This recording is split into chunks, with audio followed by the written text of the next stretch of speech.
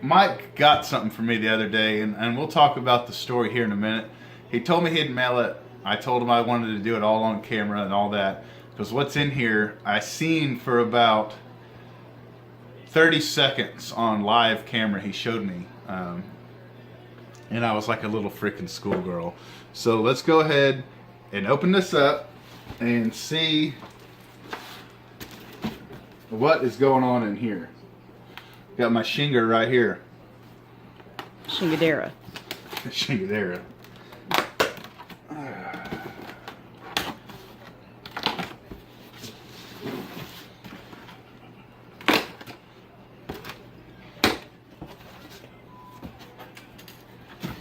So what is supposed to be in here is just a huge binder of sports cards.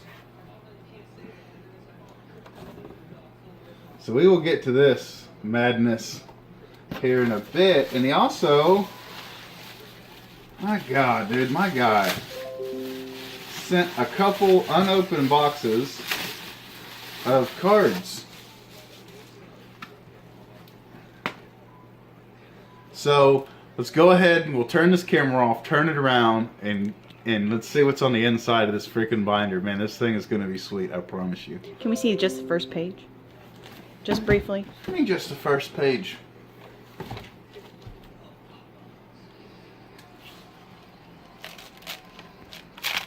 Everything is all stuck together, so this is going to be a work in progress.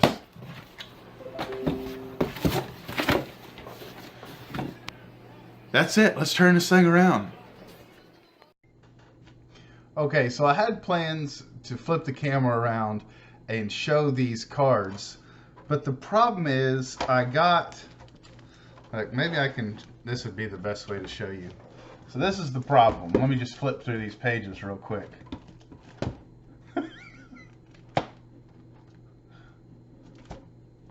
You see that? All of these are extremely stuck together. So I got to about the third page, about the fourth page, and each one of those pages were extremely stuck together. So there's no way for me to hold the camera and freaking show you what's in this binder. So what I'm going to do is I'm going to go ahead and I'll turn the camera off, open these pages, which is going to be a chore in itself, and then I'll do a recap video here in just a second on what's inside. So I think that's what I'm going to do. My hands, I don't know what is up with these pages, but they are sticky, dude. Like a glue residue is on this hand from just peeling these freaking 3 pages or 4 pages apart. So this is going to be very different. I've never done anything like this. So I'll be back in just a second. So that took a whole lot longer than I thought it would. Not only were the pages stuck together, but a lot of times the cards were stuck in the pages. So there was a couple Walter Paytons in there that were stuck in there. And along with some other cards, but the Paytons were the highlights. So these 3 stacks is what I was able to get out. These are kind of base. Yeah, definitely some of these are old. These are base for the most part, guys that I have never heard of. That doesn't mean that they're not a big deal. But I pulled these things aside because, man, there are some old cards in here. The beautiful 57 Topps, my all-time favorite set design. So as a TTMer, it'll be really fun to look these guys up, these players that I never heard of, and see who's alive, who's signing, so on and so forth. So that is that. This is kind of the stack of guys that I know of and guys that I've heard of. So when you opened up the binder, it kind of started at a lot newer cards, these 90 scores, and then it worked its way back. So we'll just kind of flip through these. Hey boys! A bunch of Hall of Famers and some other well-known players. And like I said, it started more current and then it worked its way back. And the further I got in the back, I just couldn't believe some of the cards that were in there. So much TTM material and all 3 of these stacks. Mike, I seriously cannot thank you enough. None of these cards are going to freaking help me retire early from the Navy, but if I were to buy all of these cards from checkoutmycards.com, I would say easily it would be $250 to $350 easy. And I just spent $250 on Check Out My Cards the other day. Here is one of the autographs. There's only, I think, 2 autographs that I found in there. Here's one, a Todd Bell. I actually have never heard of this gentleman, but cool nonetheless. This beautiful Walter Payton. Let's get into this last huge pile of awesomeness, man. And a lot of these cards are just such good shape. Look at this one. Matter of fact, holy smokes. No, there's a small divot there. I thought no, that's not a divot. Did this? God dog, man. This is a really, really clean card. Holy smokes.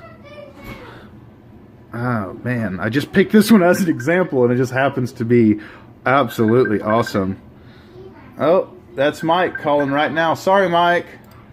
Sorry. Oh, dang it, Mike. I'm trying to make your video here, and you cut me off by calling me, brother. So I'm definitely going to have to look through some of these and see condition-wise what's going on. This beautiful Mike Singletary rookie card. That's actually a Jim McMahon rookie card right there. Keep looking at the cards and not looking at my camera, so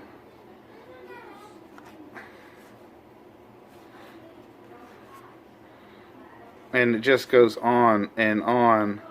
But I really wanted to get starting here. These are just insane, man. Dick Butkus. And this was the other signed card, another gentleman I never heard of, Mac Percival. Butkus, Mike Ditka, Butkus, beautiful freaking Philadelphia Dick Butkus. This Gil Sayers has paper loss at the top, but awesome card. I mean, just huge cards, man. This Mike Ditka has some paper loss in the corner there. But people, these cards are, I mean, $5, $6, $7 all day long. And there's just a stack of them. Hall of Famer. Team cards. They're great for TTMing. Stan Jones. And then I guess the highlight for me was this one right here. It's not an expensive card, but this is a Stan Jones rookie card. This is, what is this, 1956, I believe it is. Really cool.